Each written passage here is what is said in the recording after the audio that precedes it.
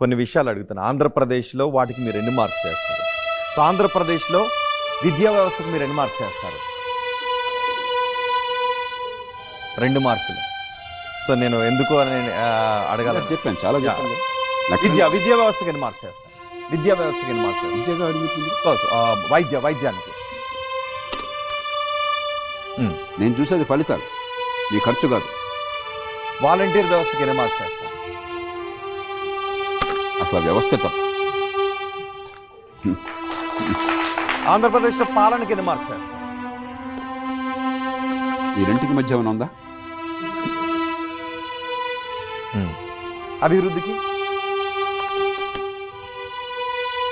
పెట్టుబడులను ఆకర్షించడంలో, కరప్షన్ ఉందనా లేదనా తగ్గించడంలో, ఇది వర్స్ట్ అని అర్థం, తక్కువ అని కాదు. కరప్షన్ ని నిర్మూలించడంలో